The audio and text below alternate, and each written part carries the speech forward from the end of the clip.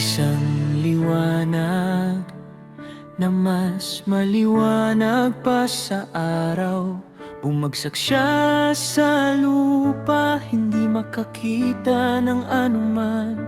May boses na tumawag, Saul, Saul, bakit mo ako hinahabol? Nabigla siya tanong, sino ka, Panginoon? Ano ang gagawin ko?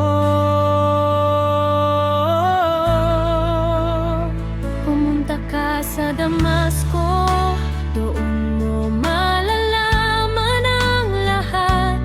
2 araw siyang bulag, hindi nakakain umiinom, hanggang sa dumating si Ananias at hinawakan siya ng kamay. Buksan mo na ang iyong mga mata at nakita niya muli ang liwanag.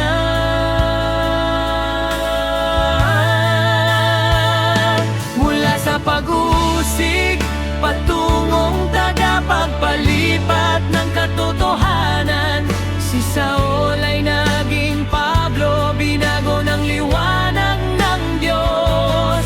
Sino ka, Panginoon? Ang tanong na nagbago ng lahat.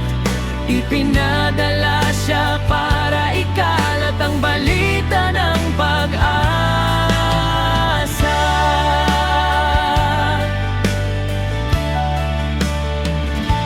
Mula noon, si Pablo'y naging apostol ng Diyos.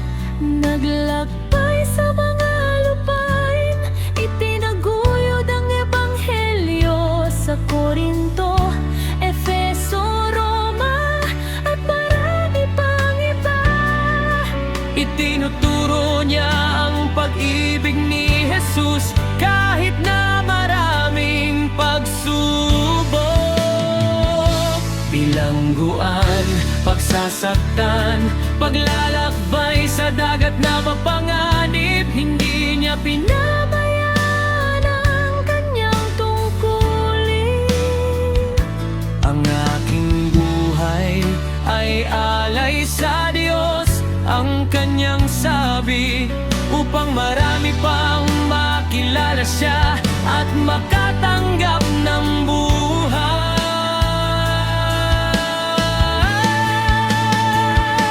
Mula sa pag-uusig patungong tagapagpalipat ng katotohanan, si Saul ay naging Pablo, binago ng liwanag ng Diyos.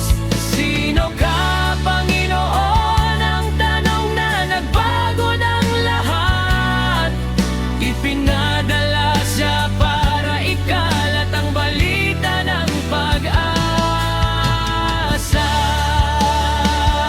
Hindi tayo hinihigpitan ng ating nakaraan, dahil ang Diyos ay may kakayahang baguhin tayo.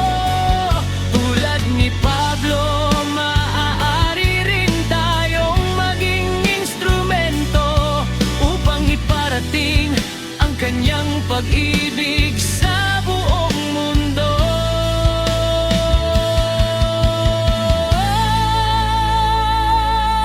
Isang araw, makikita ko siya mukha sa mukha, at maririnig ko ang salita, mabuti ka aking lingkod.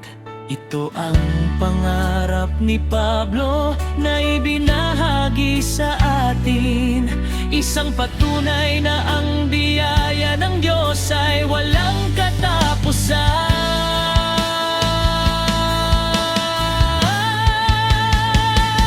Mula sa pag-uusig patungong tagapagpalipat ng katotohanan, si Saul ay naging Pablo, binago ng liwanag ng Diyos.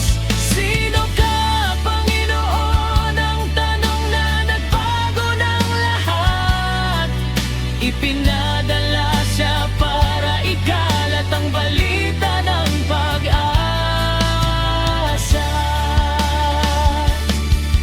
Ipinadala siya para ikalat ang balita ng pag-asa.